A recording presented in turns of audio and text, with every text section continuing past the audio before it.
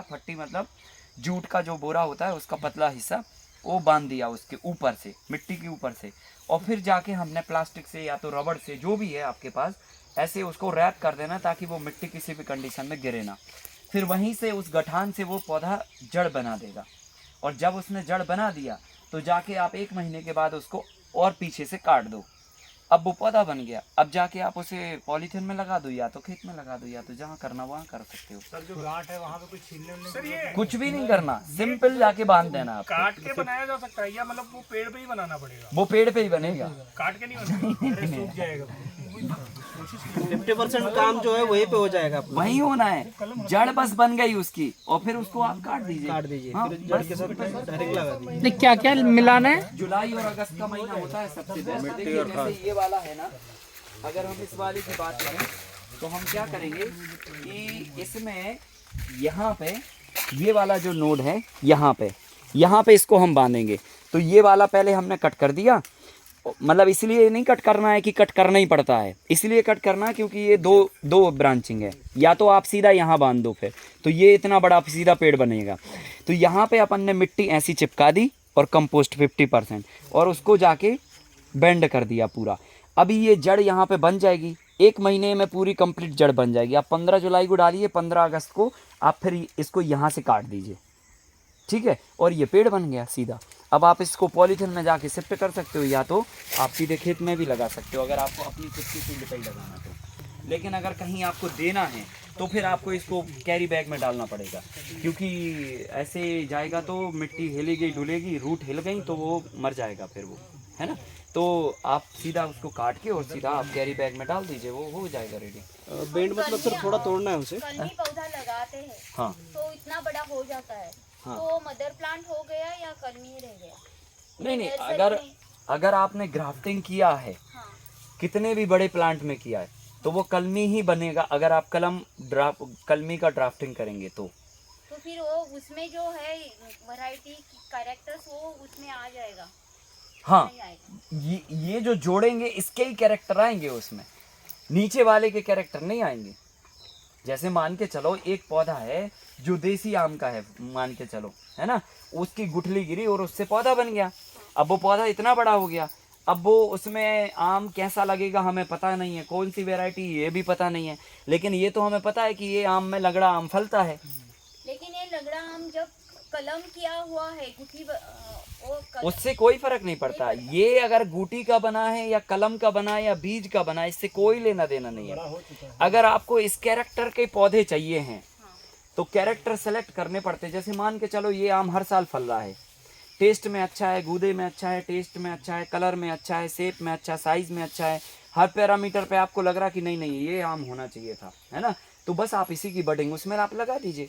तो अगर मान के चलो वो देसी का भी पौधा हुआ नीचे से, और अगर आपने ये जोड़ दिया तो वो अब देसी नहीं, ये लंगड़ा बन गया। अब वो ऐसा है, फिर नीचे वाले के गुण नहीं आने वाले, इसी के गुण आएंगे। क्यों? क्योंकि इसी की पत्तियों से वो फोटोसिंथेसिस करके फूड बनाएगा, और उसी फूड से अपने कैरेक्टर फूल में और फल में लेके आएगा। तो वो लंगड़ा या कोई भी वैरायटी हो वो अपना गुण नहीं दिखाएगा, जो बडिंग जोड़ेंगे उसके ही गुण आएंगे। और आप आम एक पौधे में ऐसे कई तरह की चीज़ें भी कर सकते हो।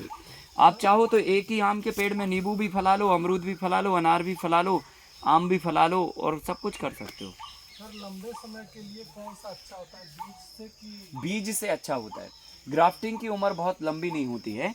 ग्राफ्टिंग में आप 20 से 25 साल, बहुत मैक्सिमम तो 30 साल तक परफॉर्मेंस ले सकते हो।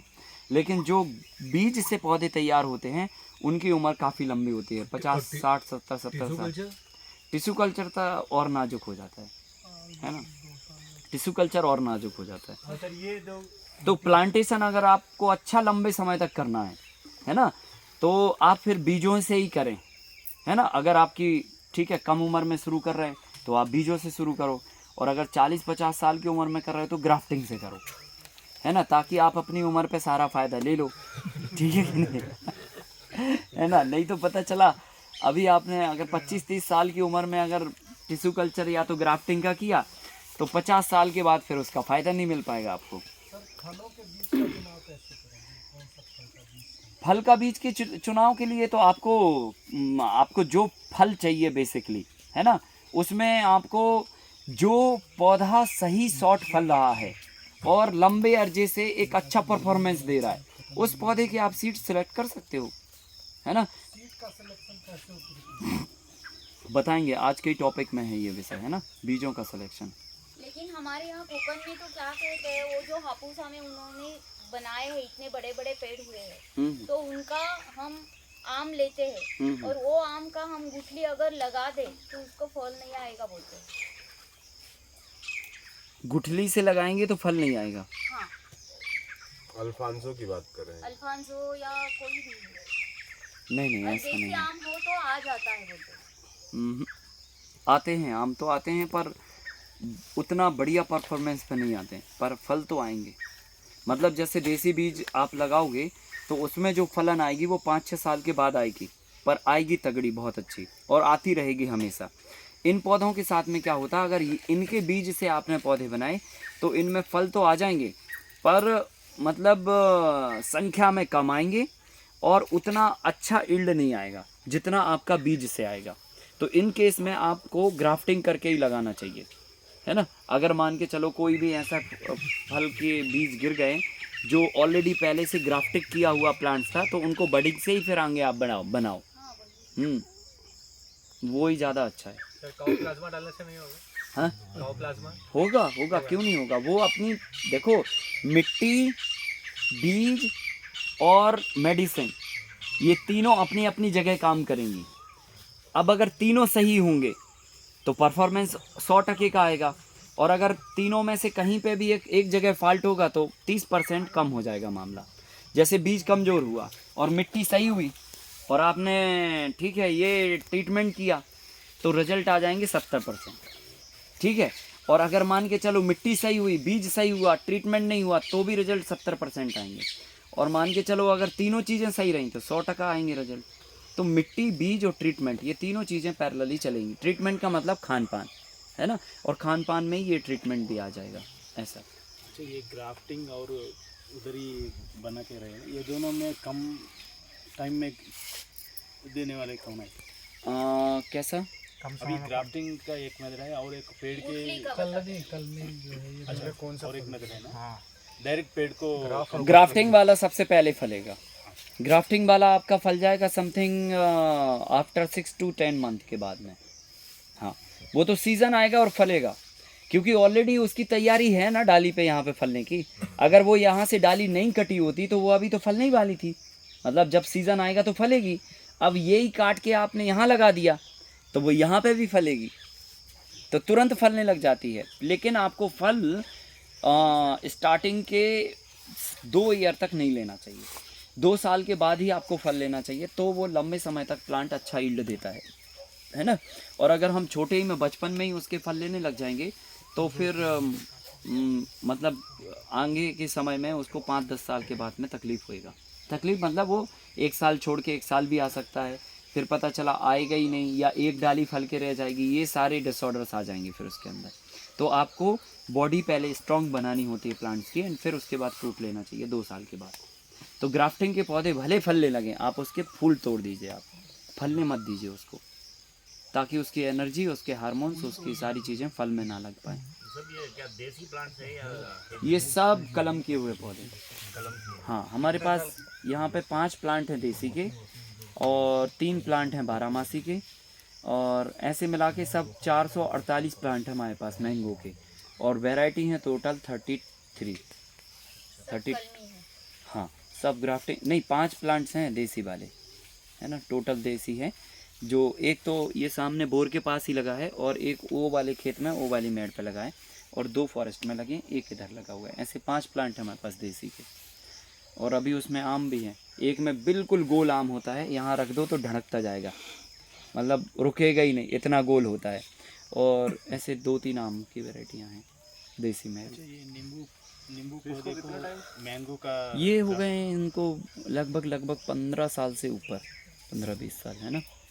हाँ, क्या पूछे आप? नींबू प्लांट को हम ग्राफ्टिंग मैंगो का कर रहे हैं ना, हाँ, तब वो जड़ों में हम कुछ प्रॉपर्टीज है ना, वो फूड छोड़ देता, वो फूड तो बेसिकली क्या होता है, प्लांट्स के लिए जो फूड चाहिए समझना बात को, वो पौधा जड़ों से उठाता है, मान के चलो पौधे को जिंदा रहने के लिए जो चाहिए, फिर ये अपना जो भोजन बनाएगा और इस भोजन से वो फल और फूल बनाता है। मतलब वो फल और फूल ऊपर वाले उससे बनाएगा, नीचे से जो उसने लिया है वो थोड़ा बहुत सपोर्ट करेगा, लेकिन अल्टीमेटली ये सब मिला के जो नीचे से आया है, नीचे का माल मिला के पत्ती से फिर वो भोजन बनाता है प्लांट्स। वो तो ठीक है, मगर क्या है हमारा का ये पेड़ के बाद ये पेड़ तो अच्छा परफॉर्मेंस करेगा का एक फार्मूला है ना। हाँ हाँ, वो बिगड़ जाएगा या नहीं बिगड़ता, वो कैसा होता है? नहीं वो बिगड़ता, मैंगो के लिए समझना या नींबू के समझना? नहीं वो आप मैंगो का समझेंगे, जो ऊपर होगा वो ही समझा जाएगा। रूट तो ठीक है, वो उससे कोई फर्क नहीं पड़ता। हाँ, तब अच्छा देसी प्लांट मिलेगा क्या मैंगो का? देसी प्लांट मिल जाएगा, मिलेंगे ना, कोई दिक्कत नहीं। हमारे तिली वाले फार्म पे बहुत सारे पौधे हैं, है ना, देसी प्लांट्स के। हाँ अब जैसे इन्होंने एग्जांपल लिया नींबू और मैंगो का ग्राफ्टिंग का, जी, अब मैंगो का तना हम देखते हैं कि जो बेस इसका पूरा बन रहा है बहुत भारी है, सब बहुत कुछ भारी करके। है जी। अब नींबू का अगर हम लगाते हैं तो वो तो झाड़ है बेसिकली, तो झाड़ के ऊपर हम अब इसको प्लांट कर रहे हैं तो उससे कोई फर्क नहीं आएगा। नहीं फर्क पड़ता। तो क्या उसका भी बॉडी का इस तरह से स्ट्रक्चर हो जाएगा क्या? इस तरह से स्ट्रक्चर तो नहीं होगा, लेकिन आप ये मान ले के चलो कि दोनों की मिली जुली स्थिति बन जाएगी उसमें। मतलब जैसे नींबू की एक उम्र होती है कि वो पौधा ठीक है इतना मोटे तक हो सकता है मैक्सिमम, और समथिंग जीने का अगर कहें तो ठीक है 10-12 साल इसकी एज हो सकती है, तो उसकी एज मैंगो का ट्रांसप्लांट करने से एज बढ़ जाएगा, लेकिन इतना नहीं बढ़ेगा जितना मैंगो का ओरिजिनल होता है, लेकिन बढ़ जाएगा। क्योंकि क्या होता है प्लांट्स में ऊपर का नीचे और नीचे का ऊपर होता है। जो प्लांट ऊपर भोजन बनाता है वो पूरी बॉडी में सप्लाई करता है नीचे तक, और नीचे से जो तत्व उठाता है वो पूरा ऊपर तक आखिरी पत्ती तक जाता है।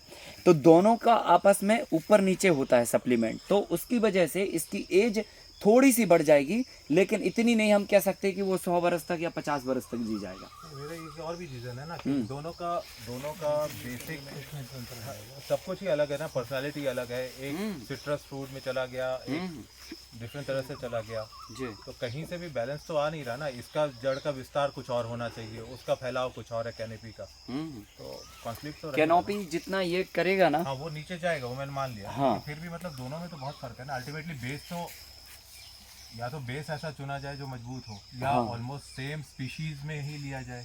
देखो करना तो सेम स्पीसीज में ही चाहिए, ये कर सकते हैं, कर सकते हैं, मतलब वो हाँ, खेलने की बात लेकिन ऐसा नहीं है कि आप इसको कमर्शियली, पे नींबू लगा लो, नींबू पे आम लो। हाँ, मतलब ऐसा नहीं है कि आप कमर्शियली वो ही काम करने लग जाओ, वो फिजिबल नहीं है।